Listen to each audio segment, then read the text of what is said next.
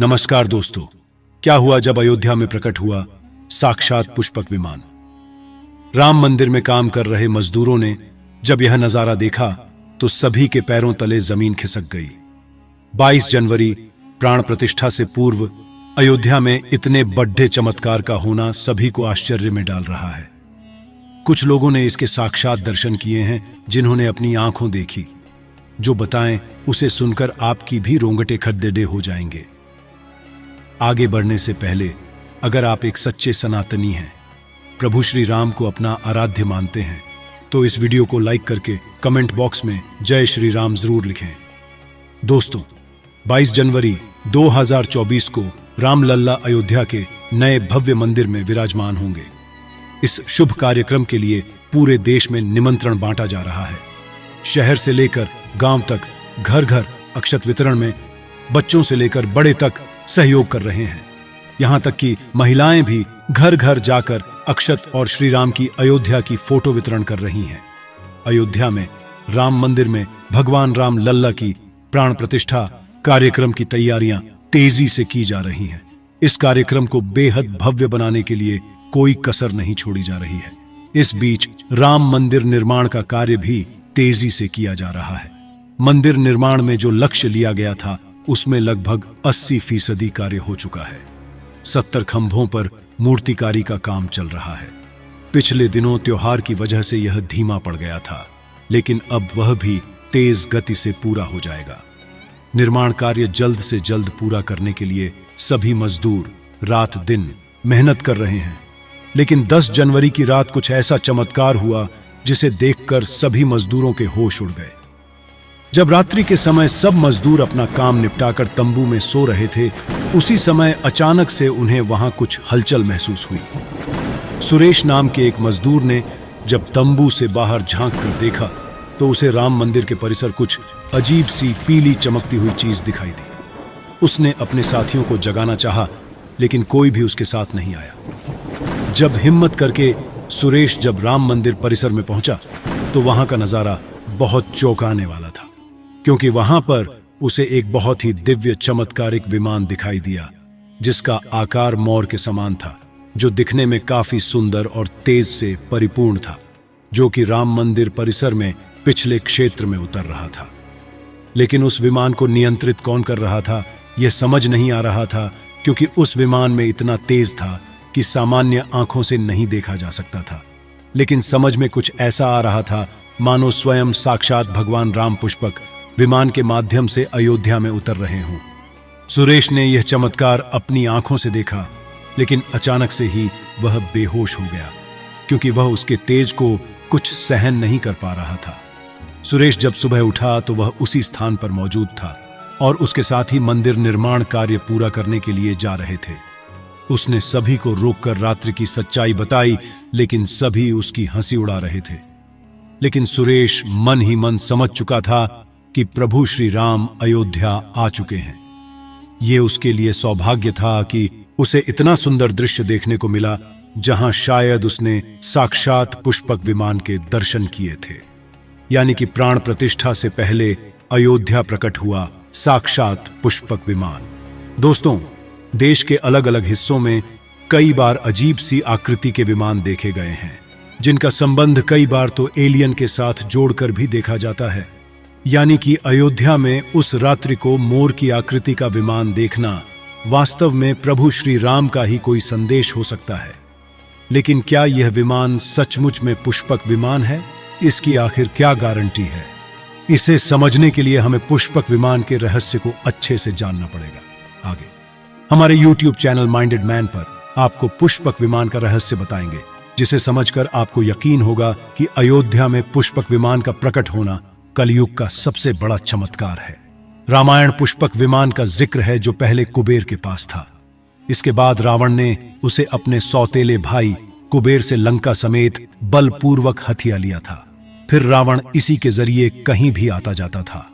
रावण को हराने के बाद यह विमान श्री राम के पास आ गया। वह जीत हासिल करने के बाद इसी विमान के कहीं जगह होते हुए अयोध्या पहुंचे थे।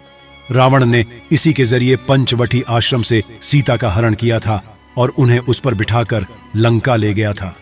कहा जाता है कि पुष्पक विमान आज के विमान की तरह था। पुष्पक विमान के जरिए रावण हवाई मार्ग से सफर किया करता था। रावण को मौत के घाट उतारने के बाद उसी विमान के जरिए प्रभु श्री राम, माता सीता और लक्ष्मण लंका से अयोध्या लौटे थे। रामायण में जिस तरह से पुष्पक विमान का जिक्र मिलता है, उससे तो यही लगता है कि यह आज के हवाई जहाज की तरह था, लेकिन तकनीक के मामले में मॉडर्न एरोप्लेन से कहीं आगे था। रामायण के सुंदरकांड के 7वें अध्याय में पुष्पक विमान के बारे में जानकारी मिलती है। पुष्पक विमान की आकृति मोर की तरह थी। यह अग्नि और वायु ऊर्जा से उड़ान भरता था। इसकी तकनीक इतनी उत्कृष्ट थी कि इसका आकार छोटा और बड़ा किया जा सकता था। कहा जाता है कि रावण अपनी पूरी सेना को साथ लेकर इस विमान से उड़ान भर सकता था। पुष्पक विमान अपने चालक की इच्छा के अनुसार गति पकड़ता था। यह मन की गति से उड़ान भर सकता था। विमान में बैठने के लिए कई आसन बने थे। पौराणिक कथाओं के मुताबिक युद्ध के बाद भगवान श्री राम ने विमान का पूजन कर यह दिव्य विमान वापस कुबेर को सौंप दिया।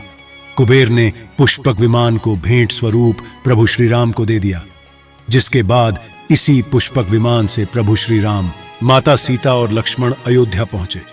अब दोस्तों, कई हजारों सालों बाद एक बार फिर जब भव्य राम मंदिर का निर्माण हुआ है, तो प्रभु श्री राम अपने भाई लक्ष्मण और मां का सीता के साथ एक बार फिर से अयोध्या धाम पहुंच रहे हैं। वह भी अपने इसी पुष्पक विमान पर, जिसका नजारा वहां के मजदूर अपनी आंखों से देख चुके हैं। रामायण के प्रसंग में कहा गया है कि जब माता सीता को हरण करके रावण ले जा रहा था, तो रास्ते में जटायु ने अपने चोंच से रावण को चोट पहुंचाई थी। उस समय रावण पुष्पक विमान में ही मौजूद था। इसके बाद रावण ने तलवार से जटायु को लहूलुहान कर दिया था। जटायु घायल होकर जमीन पर गिर गए। जब सीता को खोजते हुए राम पेड़ पौधे और पक्षियों से पूछते जा रहे थे, तो रास्ते में घायल जटायु से मुलाकात होती है। मरणासन्न पड़े जटायु ही राम को बताते हैं कि रावण सीता को हरण करके किस दिशा में गया है। लेकिन जब साक्षात प्रभु श्री राम पुष्पक विमान में अयोध्या आ चुके हैं, तो भला उनके परम भक्त जटायु कैसे पीछे रह सकते हैं। अयोध्या में राम लल्ला की प्राण प्रतिष्ठा से पहले जनपद की सीमा में गिद्धों का झुंड दिखाई दिया है। स्थानीय लोग इसे गिद्धराज जटायु से जोड़कर देख रहे हैं। वे इसे शुभ संकेत भी मान रहे हैं। मिल्कीपुर तहसील क्षेत्र के गांव धरौली में पिछले 10-1-2 दिनों से गिद्धों का झुंड वास कर रहा था। हालांकि उस गांव से गिद्ध उड़ गए हैं, लेकिन अयोध्या की सीमा में यहां वहां दिखाई दे रहे हैं। गांव वालों का कहना है कि पिछले 20 वर्षों से हम लोगों ने इलाके में गिद्ध नहीं देखे। अब जब राम मंदिर बन रहा है, तो इस गांव में लगभग 50 की संख्या में गिद्ध आकाश में दिखाई दे रहे हैं। उनमें से 10-12 गिद्ध गांव में ही सेमल के पेड़ पर वास कर रहे थे। गिद्धों के दिखने की घटना को ज्यादातर लोग राम से जोड़कर देख रहे हैं और शुभ संकेत भी मान रहे हैं। 22 जनवरी को होने वाले प्राण प्रतिष्ठा के समारोह में देश के प्रधानमंत्री नरेंद्र मोदी ने देश विदेश की कई महान हस्तियों को निमंत्रण दिया है। लेकिन आपको जानकर हैरानी होगी, नेपाल में भी कुछ विशेष लोगों को समारोह में आने का निमंत्रण दिया गया है। इसके पीछे का रहस्य जानकर आपके भी होश उड़ जाएंगे, क्योंकि नेपाल को भगवान श्री राम का ससुराल कहा जाता है। क्योंकि नेपाल एक समय पर जनकपुर धाम था, जहां के राजा थे राजा जनक, और उनकी पुत्री मां सीता वहीं पर भूमि में से प्रकट हुई थी। जनकपुर धाम, जिसे मिथिला भी कहा जाता था। मिथिला संस्कृति में यह मान्यता है कि जब बेटी का गृह प्रवेश होता है, तो उसके मायके से तोहफा और अन्य सामग्री भिजवाई जाती है। इसी परंपरा के मुताबिक जब प्रभु राम का मंदिर में गृह प्रवेश होगा, तो सीता जी की ओर नेपाल से अयोध्या उपहार आ रहे हैं, जिसे भार यात्रा का नाम दिया गया है। राम मंदिर की प्राण प्रतिष्ठा के लिए भगवान राम के ससुराल नेपाल के जनकपुर से कपदह, फल और मेवा के साथ साथ उपहारों से सजे 1100 थाल आने वाले हैं। इसमें आभूषण, बर्तन, कपड़े और मिठाइयों के अलावा भार भी आएगा, जिसमें 51 प्रकार की मिठाइयां, दही, मक्खन और चांदी के बर्तन शामिल होंगे। 22 जनवरी को प्राण प्रतिष्ठा समारोह होने वाला है। इसके लिए श्री राम जन्मभूमि तीर्थ क्षेत्र ट्रस्ट की तरफ से भगवान राम की ससुराल नेपाल के कई गणमान्य लोगों को निमंत्रण पत्र भेजे गए हैं। दोस्तों, आज हम राम मंदिर को बनते हुए देख रहे हैं, ये हमारा सौभाग्य है। लेकिन इस भव्य राम मंदिर के बनने में कई हजार कारसेवकों और राम भक्तों का बलिदान छुपा है। उस समय आक्रमणकारियों ने काशी, मथुरा के साथ ही अयोध्या में भी लूटपाट की और पुजारियों की हत्या कर मूर्तियां तोड़ने का क्रम जारी रखा। लेकिन 14वीं सदी तक वे अयोध्या में राम मंदिर को तोड़ने में सफल नहीं हो पाए, क्योंकि हर बार राम मंदिर और अयोध्या की रक्षा करने के लिए आसपास के राजा मदद भेज देते थे। हजारों साधुओं ने भी मंदिर की रक्षा के लिए अपने प्राणों की आहुति दे दी। विभिन्न आक्रमणों को झेलते हुए श्री राम की जन्मभूमि पर बना भव्य मंदिर 14वीं शताब्दी तक बचा रहा। कहते हैं कि सिकंदर लोदी के शासनकाल के दौरान यहां भव्य मंदिर मौजूद था। 14वीं शताब्दी में हिंदुस्तान पर मुगलों का अधिकार हो गया और उसके बाद ही राम जन्मभूमि एवं अयोध्या को नष्ट करने के लिए कई अभियान चलाए गए। 1527 और 28 में इस भव्य मंदिर को तोड़ दिया गया और उसकी जगह बाबरी ढांचा खड़ा किया गया। कहते हैं कि मुगल साम्राज्य के संस्थापक बाबर के एक सेनापति ने बिहार अभियान के समय अयोध्या में श्री राम के जन्म स्थान पर स्थित प्राचीन और भव्य मंदिर को तोड़कर एक मस्जिद बनवाई थी। 19 जनवरी 1885 को हिंदू महंत रघुबीर दास ने पहली बार इस मामले को फैजाबाद के न्यायाधीश पंडित हरिकिशन के सामने रखा था। इस मामले में कहा गया था कि मस्जिद की जगह पर मंदिर बनवाना चाहिए, क्योंकि वह स्थान प्रभु श्री राम का जन्म स्थान है। वर्ष 1947 में भारत सरकार ने मुसलमानों को विवादित स्थल से दूर रहने के आदेश दिए और मस्जिद के मुख्य द्वार पर ताला लगा दिया गया, जबकि हिंदू श्रद्धालुओं को एक अलग जगह से प्रवेश दिया जाता रहा। लेकिन सन 1917 में एक ऐसा चमत्कार हुआ जिसे देखकर मुसलमानों की भी आंखें खुल गईं। यह रामलल्ला का बहुत बड़ा चमत्कार था कि मस्जिद के अंदर से अचानक ही रामलल्ला की मूर्ति प्रकट हो गई। कुछ कट्टरपंथियों का कहना था कि कुछ हिंदू दलों ने रात्रि के समय चुपके से यहां पर मूर्तियां रखी हैं। 1940 में भगवान राम की मूर्तियां मस्जिद में पाई गई। मुसलमानों ने इस पर विरोध व्यक्त किया और दोनों पक्षों ने अदालत में मुकदमा दायर कर दिया। सरकार ने इस स्थल को विवादित घोषित करके ताला लगा दिया। 30 अक्टूबर 1990 को हजारों राम भक्तों ने मुख्यमंत्री मुलायम सिंह यादव द्वारा खड़ी की गई अनेक बाधाओं को पार कर अयोध्या में प्रवेश किया और विवादित ढांचे के ऊपर भगवा ध्वज फहरा दिया। लेकिन 2 नवंबर 1990 को मुलायम सिंह यादव ने कारसेवकों पर गोली चलाने का आदेश दिया, जिसमें सैकड़ों राम भक्तों ने अपने जीवन की आहुतियां दी।